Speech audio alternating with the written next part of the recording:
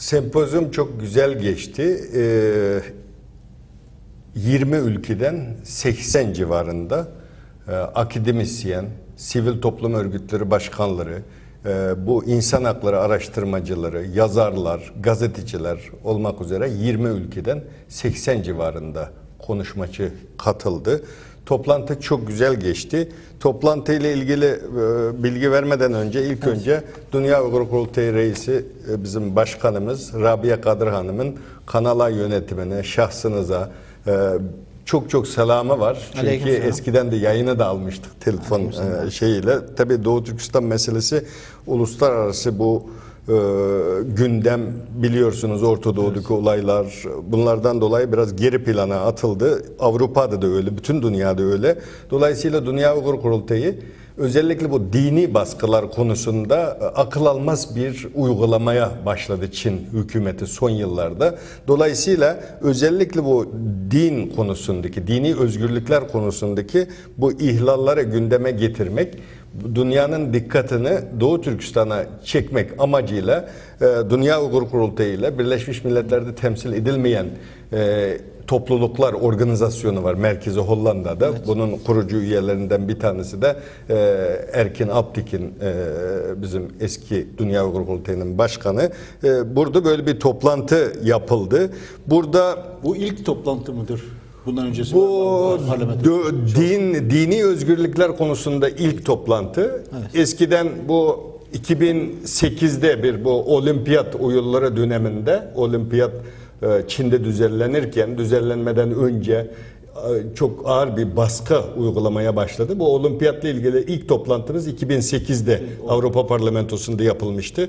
Daha sonra 2012'de Kaşgar'daki, bu Kaşgar tarihi şehir, Karahanlı Devleti'nin başkenti olan Kaşgar'ın Çin bunu yıkmaya çalışıyordu. Yani aslında Türklerin izini silmeye çalışıyordu. Bunu gündeme getirmek için ikinci defa bu bir toplantı. Sonra idamla ilgili, Doğu Türkistan'daki idamlarla ilgili bir toplantı yapıldı. Bu dördüncü toplantı. Özellikle dini özgürlükler ve insan hakları konusundaki kapsamlı ilk toplantı sayılır bu defaki toplantımız. Peki birkaç panelden oluştu herhalde. Kaç panelden oluştu? Neler konuşuldu? Burada 8 panel oldu. Evet. 8 panelde birincisi Çin'in unutulmuş Uygur toplumu diye birinci oturum oydu. İkinci oturum Çin'de din özgürlüğünü etkileyen ve kültürel eğilimler, olanaklar ve sınırlar konulu. Üçüncü oturumda Çin'de dini çoğunluk, yasal düzenlemeler, politikalar ve uygulamalar konusuydu. Dördüncüde Çin'de güvenlik konusu haline gelen İslam. Aslında burada şu başlığı da söyleyebilir miyiz? Bu IŞİD, aslında parantez içinde IŞİD'i Çin'in de aslında Doğu Türkistan'a baskı uygulamak için bir bahane olarak kullandığı bir noktaya da geldik herhalde, tabii, değil mi? Genellikle bu profesörler, uzmanlar, terör uzmanları burada dile getirdiği nokta şu: buradaki Uygurların hiç suçu yok diyor. Bunlar 11 Eylül olayını bahane ederek dindar kesime yok etmeye çalıştı Çin. Evet. Baskı yapmaya çalıştı. Şimdi işi de bahane ederek Uygur Türklerini bastırmaya çalışıyor. Bu tamamen orada olan bitenin sorumlusu Çin hükümeti olduğunu vurguladılar oradaki uzmanlar. Peki ayrıntıya gireceğiz. O zaman yine konferanstan devam edelim. Sempozyumdan devam edelim. Faydası oldu mu? Ne faydası oldu bu sempozyumun yapılmasının? Şimdi bunların enine boyuna bu böyle tartışılması çok önemli. Neden önemli? Burada belgelerle konuşuldu. Yani buradaki uzmanlar genelde Çin'in uygulamalısını, Çin'de elde ettiği o belgelere dayanarak oradaki insan hakları ihlallerini belgelerle ortaya koydu. Bu sonra rapora dönüşecek. Rapora dönüştükten sonra Avrupa Parlamentosu'nun yılda bir Çin'le insan hakları diyaloğu var. Burada gündeme getiriliyor. Şimdi Kaşgar toplantısının meyvesini aldık. Yani burada tabii Çin büyük bir devlet, yükselen bir güç. Çin'in bir imaj problemi var. Yani Çinliler de Xinjiang Gongcheng diyor Çinliler. Yani imajını iyileştirme politikası var Çin'in dünyaya yönelik. Dolayısıyla burada yapılan bu insan hakları ihlalleri eğer dünyada gündeme gelirse Mesela Kaşgar olayında da bunu gördük. Kaşgar olayında konferans yapıldı, raporlar hazırlandı. Sonra Strasbourg'da 2013 yılında bir karar kabul edildi Avrupa Parlamentosu tarafından. Sonra Çin şu an durdurmuş durumda. Kaşgar'daki o tarihi evleri kentsel dönüşüm adı altında Türk izlerini yok etmeye çalışıyor. Çin yönetimi uluslararası kamuoyunun ya da örgütlerin bu tür baskısından etkileniyor mu? Tabii etkileniyor. Yani büyük devlet olmak istiyor. Amerika'nın yerine geçmeye çalışıyor. Uluslararası siyasette söz sahibi olmaya çalışıyor. Bugün Orta Doğu'da Çin yavaş yavaş sesini duyurmaya başladı. Dolayısıyla ben bunun faydalı olacağına inanıyorum. Çünkü ben bu bölgedeki uygulamaları takip ediyorum. Örneğin mesela 7-8 tane anlaşmaya imzalamış Çin, Birleşmiş Milletler. Kadın hakları, çocuk hakları, hapishanenin iyileştirmesi gibi. Hapishanelerin şartları çok kötüydü eskiden. Şimdi biz aldığımız bilgilere göre yavaş yavaş buradaki şartları iyileştirmeye yönelik böyle bir eğilim olduğunu görüyoruz. Dolayısıyla bu tip insan hakları mücadelesinin bu uzun vadeli bir mücadele. Yani bir defada olmaz bu. Çok katı bir uygulaması var Çin'in. Tabii. Oruç tutmayı da yasaklıyor, namaz kılmayı da yasaklıyor. Neredeyse camileri girişi çıkışı da yasak hale getirmiş. Tabii. Buralarda herhangi bir tedrici de olsa iyileşme söz konusu mu? İyileşme şu aşamada söz konusu değil ama bu defaki toplantıda şunu vurguladılar. Yabancı uzmanlar, Amerika Birleşik Devletleri'den gelen o Çinli Müslümanlar üzerinde uzun yıllardan beri araştırma yapan Profesör Drew Gladney vardı. Onun Çinli Müslümanlar diye kitapları var. Ödül de almış bir bilim adamı. O sunumunda şunu dedi. Çin'de dedi Çinli Müslümanlara özgürlük var dedi. Dini kısıtlama yok. Ama Türk kökenli olanlara dini kısıtlamalar var. Burada tamamen bir etnik ayrımcılık. Yani ya buradaki hocam özür dilerim araya gireyim, bu ayrımı da verelim. Türkiye'deki algı operasyonunun temeli de burada zaten. Evet. Şimdi konuştuğunuz zaman sosyal medyada da insanlar dönüyor, diyor ki ya biz de gittik işte Çin'e, Müslümanlar rahat bir şekilde ibadetini yapıyor. Çok net bir şekilde Çinli kendi ırkından olan Müslümanlara kendi ibadetlerini rahatça yapmasına müsaade ediyor. Ama Doğu Türkistanlı Türkler dini ibadetlerini ve kaldı ki sadece dini ibadet değil, sosyal hayattaki birçok şeyini de ihtiyacını da gideremiyor. Çinli olup da Müslüman olan nüfus ne kadar? Resmi rakamlara göre 20 milyon civarında diyor ama 40 milyon civarında bir Çinli döngen, yani Huy dediğimiz Müslüman var. Bunların bir özerk bölgesi var. Ningxia Huyzu özerk bölgesi diye. Bu bölgede Çinli Müslümanlar Uygur yaşıyor. bölgesine ne mesafesi ne bu bölgenin? Mesafesi bir 1500 Sınır komşu değil yani. komşu değil, uzak, iç bölgede. Yani Çin Seddi'nin içinde, biz dışındayız. Şimdi burada şunu söylemek istiyorum. Yani demin Fahrettin Bey'in de dediği gibi 26'sında bizim 4 tane üniversiteden 15 tane genci Çin Büyükelçiliği Çin'e gönderdi gezdirmek için. Gezeceği yer neresi? Pekin, Şangay, Çinli Müslümanların yaşadığı bölge. Gençlere diyecek ki Türkiye'de siz Uygurlara dini baskı var diyorsunuz. Bakın dini baskı yok diye o Çinli Müslümanların rahatça ibadet ediyor zaten. Yani Çin'in bu hile politikası, bu kandırmacı politikası. Mesela Doğu Türkistan'a giden Türk siyasetçi veya diplomat veya işte iş adamlarını, gazetecileri götürüyorlar. Şimdi otel ayarlıyorlar tabii. Bir mescitleri ayarlıyorlar, gezdirecekler camileri. Her taraf belli. Evet. İmamları örgütlüyorlar. Organize ediyorlar. Oteldeki odasına seccade ve Kur'an-ı Kerim koyuyorlar. İşte ziyaretten önce 1 saat 2 saat önce hazırlıklar yapılıyor. Tam namaz vaktinde gidiliyor. Herkes, yaşlılar, gençler namaz kılıyor. Hiç ilgisi yok. Evet. Bu Çin'in, hocamın dediği gibi göz boyama. Bunu çok bizim net bir bakan şekilde. düzeyinde, hatta mesela Diyanet İşleri Başkanı düzeyinde bile yapıyorlar. Yani başbakan düzeyinde yaptılar. İşte şeyi söylüyoruz, biraz önce de konuştuk.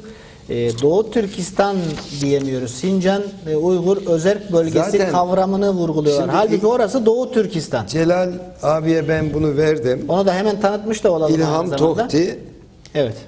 doçent doktor. Kitabı İlham, gösterebilirse dünya arkadaşlar. çapında bir bilim Evet. adamı. Çin ölçüsünde, yani ulusal olarak da çok bilinen, Kalsın saygın biraz, evet. çok saygın bir bilim adamı. Şimdi müebbet hapse mahkum edildi. Sebep, birkaç konuşmasında ve yazısında Çin'e anayasal bu Uygurlara, Doğu Türkistanlı Müslüman Türklere Kanun uygulansın, evet. Taahhüt ettiğin özellik yasasını niye uygulamıyorsun diye eleştiri yaptığı için müebbet hapse mahkum edildi. Ve vasiyet yazdı. Sakın eğer ölürsem intihar ettiğim söylenirse sakın buna inanmayın diye vasiyet yazdı. Evet. Şimdi durum vahim yani. Ve yani o muhtemelen Nobel Barış Ödülü'ne aday gösterilebilir yani. O yani tek suçu anayasanın ve kanunların uygulanmasını istemek. Şimdi kendi çıkardıkları kanunlara. Evet hatta uygulamada olan yani. Yani komünizmin başlangıç dönemlerinde bu kadar değildi. Gittikçe kötüleşti yani Doğu Türkistan'ın durumu. Peki maalesef Türkiye'de medyada sahip çıkmıyor bu davaya. Niye bu baskıyı giderek arttırıyor Çin? Bir yandan ekonomik dev olmak istiyor ve imajını düzeltmek istiyor. Bir takım insan haklarını veriyor. Ama bir yandan da oradaki Uygur Müslümanlar, Türkler üzerinde çok daha katı, çok daha sert bir politika izliyor. Bu ters değil mi ikisi?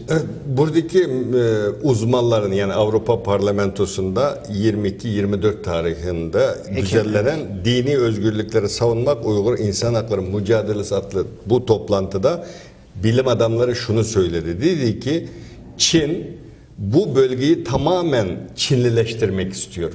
Yani eşit vatandaşlık bazında Uygurları mutlu yaşatarak böyle bir demokratik yapıyla eşit vatandaş bazında birleşerek böyle çözmenin yerine problemi buradaki Türk kökenli olan insanları asimile etmek suretiyle Çin toprağı yapmak istiyor. Kaynaklar çok zengin. Neden bunu yapmak istiyor? Ekonomik değeri mi var? Bölgenin stratejik önemi çok önemli. Yani oradaki uzmanların sözüyle söyleyeyim yine. Oradaki uzmanlar şunu diyor. Çin Orta Asya enerjisine sahip olmak istiyor diyor. Evet. Kazak petrolü bu bölgeden geçiyor. Doğu Türkistan'da enerji kaynakları çok zengin bir enerji kaynağı var. Maden. Hem batıya açıldığı tek kapı, strateji uzmanlarının görüşü orada da dile getirildi. Dolayısıyla bu bölge Çin için çok önemli diyor. Orta Asya petrolleri yetmiyormuş gibi şu an Orta Doğu'da da gözü var diyor. Bu işte Suriye olaylarında falan Çin'in gittikçe bu sesinin yükselmesi, buralara Rusya'yla beraber yapmasının da nedeni bu Isaac Shihor diye bir profesör var İsrailli. Burada bildiri sundu. O 1977'de bu tezini savunmuş. Bir kitap yazmış. Orada gösterdi kitabını. Dedi ben 1977'de Çin'in Orta Asya'ya, Orta Asya'dan sonra Orta Doğu'ya yöneleceğini ben o zaman öngörmüştüm diye Isaac Shihor bunu bahsetti. Uygur Türklerin yaşadığı bölgede şu anda petrol çıkartılıyor mu yoksa rezerv olarak tutuluyor mu? Tabii petrol çıkarılıyor. Bölgeye petrol gittikçe burayı yatırımlar. Karamay diye. Dünyanın en zengin kaya gazı yatakları Karamay diye en büyük petrol şehrimiz var. Bu şehir uzun yıllardan beri buradaki petrolü Çin'e götürüyor. Kargalık diye yine yeni açılmış, 80'li yıllarda açılmış büyük petrol ocağının olduğu yer var. Buradan da Çin'e götürüyor. Uluslararası büyük firmalarla da anlaşma içerisinde bu bölgedeki doğal gaz, petrol, ondan sonra yeraltı zenginlikleri, uranyumdan tutun altın, kömür hepsini Çin'in merkez. Buradaki sıkıntı şu. Yani buradaki bu yerel kaynaklardan, buradan çıkan kaynaklardan Uygur Türkleri nemalanamıyor. Yani burada pay alamıyor. İşsizlik korkunç bir durumda. Ürümçi'de gökdeleller yapılmış ama varoşlarda yaşayan Uygurların çoğu varoşlarda yaşıyor. Burada bir eşitsizlik var. Yoksulluk onlar var. dedi ki ikinci sınıf vatandaşı da değil Uygurlar, üçüncü sınıf vatandaşı muamelesi görüyor diye Avrupa Parlamentosu. Bu toplantının çok önemli bir tarafı. Urumçi'deki Çin nüfusu da galiba giderek tabii %85 civarında bu Ürümçi'de Çin nüfusu. Çin şehri haline getirdi. Ya onu bilinçli yapıyor. Oradaki insanlar sürgün ediyor, kızlarını alıyor, çocuklarını götürüyor. Zorla kürtaj yapıyor. Zorla kürtaj yapıyor. Zorla o mesela hastasınız. Hastaneye yatıyor Uygurlu bir Uygur bir vatandaş. Zorla organını alıyor onu. Evet. Yani onu da o konuyla ilgili de burada notlarımızda vardı. Evet. Bu çok çarpıcı bakın. Bu Ethan Gutman diye bir ödüllü araştırmacı yazar. Bu kitapta yayınlamış. Ben bu 3. bildirisini dinledim. Burada şunu diyor, Çin'de bu organ nakli ticareti 2006'da başlamış.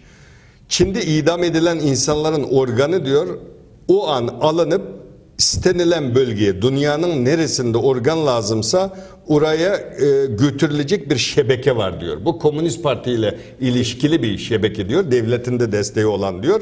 İdam cezasına çarptırılan mahkumların bu organları Şangay Jiaotong Üniversitesi diye bir üniversite var. Adını da veriyor, resimlerle gösteriyor. Bu hastanede geçen yıl bir sene içerisinde 1000 tane böbrek nakli gerçekleştirilmiş. Bu diyor Çin'deki hastanelerde çok yaygın diyor. Çin askeri hastanelerinden, yine resimini de gösterdi burada, 309 nolu hastanede siyasi suçluların organları başka hastalara nakledilir diyor. Bu hastane özellikle onu yapıyormuş. Bu hastanede çalışan 40 tane böbrek nakli doktoru var diyor. Çin'in Tianjin şehrinde, yani ikinci bir hastaneden burada bir merkez hastanesi diye hastane var diyor. Geçen yıl bir sene içerisinde burada böbrek nakli gerçekleştirilen kişi sayısı 5000 civarında diyor. Düşünün, Çin'de 7000 tane böbrek nakli yapılabilen hastane varmış. Her birinde 5000'den 1000'den yapıldığını düşünün. Korkunç bir rakam, çarpıcı bir şey söyledi. Buradaki organ naklının çoğu diyor Doğu Türkistan, Uygurlardan oluyor diyor. Bu, yani biz duyardık böyle şeylere, işte hastanelerde yapıldığını da idam cezası, idam meydanlarında kurşuna diziyor şimdi, idam öyle infaz ediliyor. Kurşunda kurşuna dizilir dizilmez çantalarla doktorlar geliyor. Orada aniden alıp götürdüğünü hep duyardık. Ama bu İngiltere'de yaşıyor Ethan Gutman, bu meşhur bir yazarmış. Yani ödüller kazanmış. Amerika kökenli, aslında Amerikalı ama İngiltere'de yaşıyor. Bu çok çarpıcı rakamlar verdi. Bu gerçekten, orada dedi, bazılar sordu. Dedi bu tamam organ naklını yapıyor ama bu organ naklını destekleyen Avrupa'daki bir takım zengin insanlara ne diyeceğiz? Evet, yani esas mesele orada. Daha önce mesela bir benzer iddiayı Hindistan için duymuştuk. Hindistan'da işte genellikle insan hayatı da ucuz olduğu için Çin kendi insanından ziyade Doğu Türkistan için söylüyor. Bir örneğini de unutmayalım. Irak işgal edildikten sonra Ebu Gureyb hapishanesinde yaşananlardan, işte onun bir benzeri, sizin anlattığınızın bir benzeri Ebu Gureyb'de yaşanmıştı. Doğu Türkistan'da durum gerçekten çok vahim. Evet. Ben bir cümle vurguladım ama 2-3 cümle daha vurgulamak istiyorum. Şimdi eskiden mesela ben öğrencilik yıllarımda hatırlıyorum, İsa Yusuf Alptekin rahmetli döneminde Türkiye, Doğu Türkistan yine öyle devletimiz ama kamuoyu ve medya yapmadı. Yani o zaman çok yoğun gündeme geliyordu. Şimdi tabii başka gündemlerimiz yoğun ama Doğu Türkistan'a en azından bir başlık mutlaka açılmalı yani. Birkaç özet halde öneride bulunmak istiyorum. O dönem belki Soğuk Savaş'dan dolayı komünizme yönelik bir tepki vardı. Mesela Özal, rahmetli Demirel, Türkeş, bunlara çok ilgi duyardı. MHP zaten Doğu Türkistan'da. Şimdi mesela MHP'nin böyle bir duyarlılığı fazla kalmadı. Şimdi Türkiye Büyük Millet Meclisi İnsan Hakları Komisyonu'na ben çağrıda bulunmak istiyorum. Bu konuyla ilgilenmesi lazım. Özellikle seçimden sonra inşallah gelen dostlarımız. Seçimden sonra da gündeme aslında alalım, bunu hatırlatalım zaman zaman. Evet. Uygurların maruz kaldığı bu insanlık ihlalleri, insan hak ve ihlalleri ile ilgili mutlaka ilgi duyulmalı. Sivil toplum kuruluşları da bu konuda ilgi duyup bilgilendirici raporlar sunmalı. Türkiye merkezli İslam devletlerine, Orta Asya Cumhuriyetlerine ve Doğu Türkistan meselesini ısrarla anlatmak lazım. Yani Dışişleri Bakanlığımıza da buradan yetkililerimize seslenmek istiyorum. Ve medyanın, yani çünkü medya toplumun aynı zamanda sadece aynası değil, vicdanı da, vicdani yönde. O yüzden gazeteci dostlarıma da çağrıda bulunmak istiyorum. Lütfen Doğu Türkistan'la ilgilenmelerini öneriyorum, tavsiye ediyorum. Türkiye-Çin ilişkisinde artık Doğu Türkistan meselesi merkezi bir sorun. Bir kriter olması lazım, tabii, değil mi? Dolayısıyla hükümetlerin bu konuda yanlış yapmasını önlemek için de Uygur dostlarımızın da yapması gereken çok şey var. STK'ların güçlenmesi, sürekli ziyaretler, toplantılar, sunumlar, paneller, konferanslar yapılması lazım.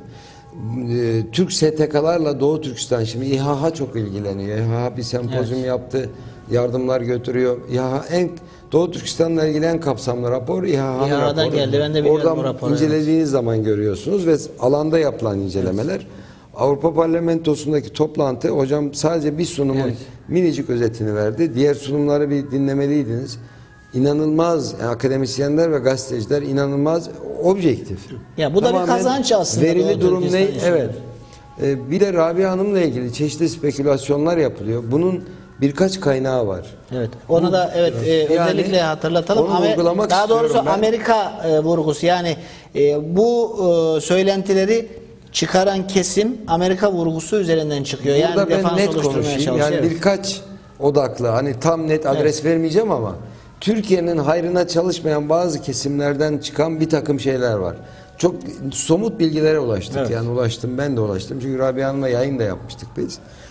Yani Çin'in büyük zenginlerindendir Rabia Hanım. Uygur davasına gönül verdi. Evlatlarından ikisi daha yeni hapisten çıktı. 9 yıl yattılar. Kendisi 10 küsur yıl yattı. Servetinin %90, yani birçoğuna Çin el koydu. Kalanının %90'ını, neredeyse %100'ünü bu Çin Uygur davasına, Doğu Türkistan davasına harcadı. Evet. Ve orada da bizzat tanışma imkanı bulduk. Sadece o mesele de değil. Çünkü Radyo mu açık? İşte eyvallah. Radyolar var, vakıflar var. Bunların çoğalması lazım. Ben de Kanal A'ya çok teşekkür ediyorum. Yani hem size Bir karşılaştırma yapsak, Türkiye'de bir Kürt meselesi uzun süredir tartışılır. İşte bir de PKK var. Zaman zaman da Doğu Türkistan'la karşılaştırılır evet, zaten. Doğu Türkistan'da da bir Doğu Türkistan meselesi var, Çin'de de yani. Haklar açısından nedir durum orada? Doğu Türkistanlıların elde ettikleri haklar ne?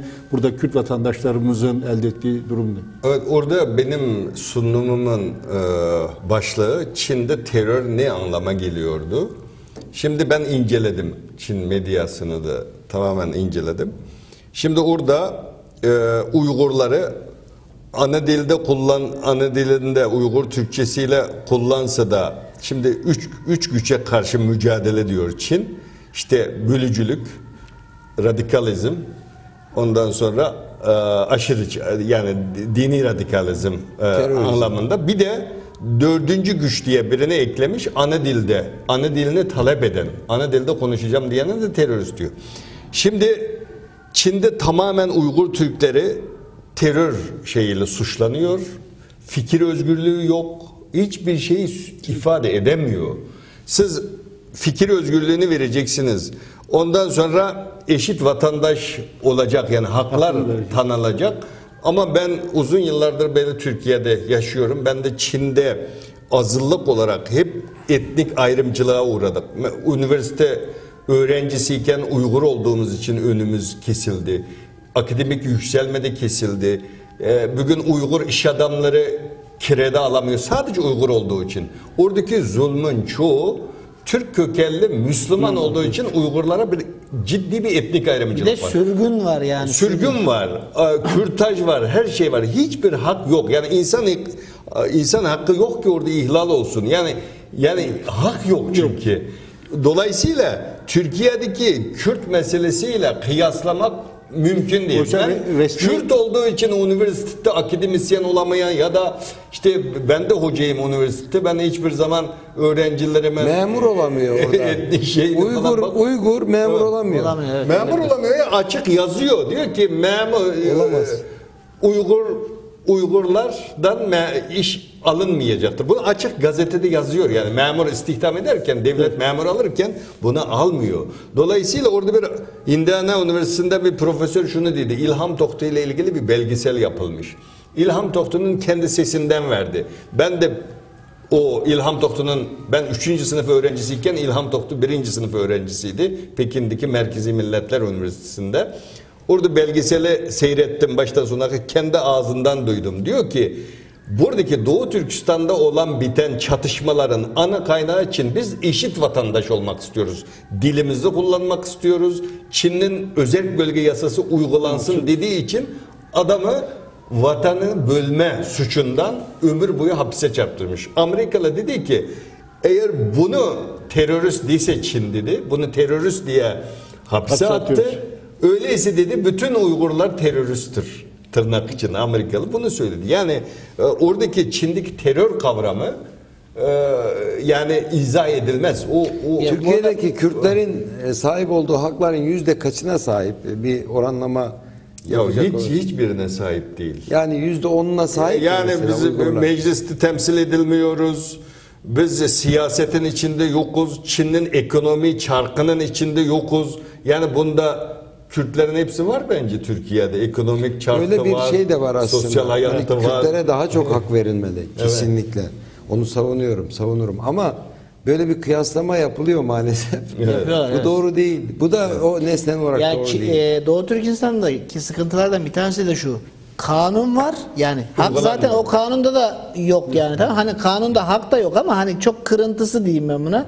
Fakat çıkardığı kanunu bile uygulamıyor. Şimdi birileri de bundan şikayet edip işte bizim gibi kanallar vasıtasıyla işte Avrupa Parlamentosu'na gidiyorlar. Amerika bir takım küçük baskılar oluştuğunda onu teyit etme ihtiyacı duyduğunda birilerini buradan götürüyor.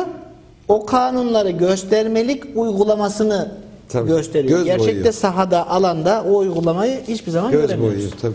Evet, zamanımız da daraldı. Son olarak eklemek istediğiniz bir şey var mı? Son olarak şimdi Rabia Hanım Japonya'da ziyaretinden sonra Avrupa Parlamentosu'na gitti. Japonya'da bir açıklama yaptı. Çin Dışişleri Bakanlığı da ona cevap verme ihtiyacı duydu.